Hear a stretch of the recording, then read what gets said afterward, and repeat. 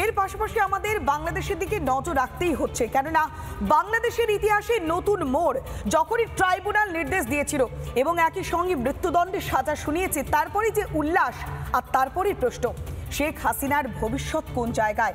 তাহলে কি গোপন যে আস্তানায় তিনি রয়েছেন সেটাই কি তার ভবিষ্যৎ?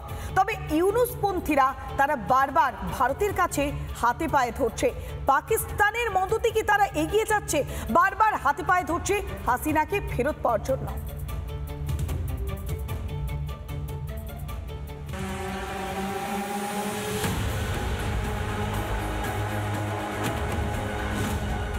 ছবিগুলো দেখলেন, শুনলেন নারকীয় উল্লাসের স্বর।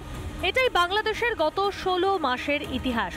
এবার একেবারে সাজানো মামলায় হাসিনাকে ফাঁসির সাজা। We have decided to inflict her with only one sentence, that is sentence of death. এবার কি হবে বাংলাদেশের প্রাক্তন প্রধানমন্ত্রী? গোপন আস্তানাতে কি ভবিষ্যৎ কাটবে শেখ হাসিনার? বঙ্গবন্ধুর কন্যা শেখ হাসিনার ভবিষ্যৎ হচ্ছে বাংলাদেশের সাধারণ মানুষের কাছে তিনি ফিরে যাবেন, তিনি তাদের নেতৃত্ব দেবেন, তাদের ভাগ্য উন্নয়নে আমৃত্যু কাজ করবেন, সেটাই হচ্ছে তার ভবিষ্যৎ। ট্রাইব্যুনালের আজব রায়ে আহ্লাদিত কট্টরপন্থীরা 32 নম্বর ধানমন্ডি অর্থাৎ মুজিবের বাড়ি ভাঙার জন্য ক্ষেপে ওঠে জামাতিরা।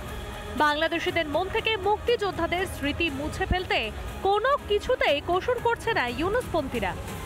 একটি অবৈধ সরকার যার কোনো ধরনের রাজনৈতিক ম্যান্ডেট নেই, তাদের পক্ষে সম্ভব না বঙ্গবন্ধুকে, মুক্তিযুদ্ধকে, ভারত বাংলাদেশ সম্পর্ককে, প্রগতিশীলতাকে, ধর্মনিরপেক্ষতাকে বাংলাদেশ থেকে মুছে দেওয়া। এটা কখনোই সম্ভব না। বিদায় ঘন্টা বেজে গিয়েছে। সুতরাং এরা আর কদিন থাকবে?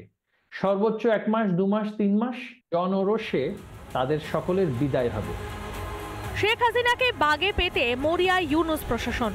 মুজিব আবেগকে গোড়া থেকে উপড়ে ফেলতে চায় তারা।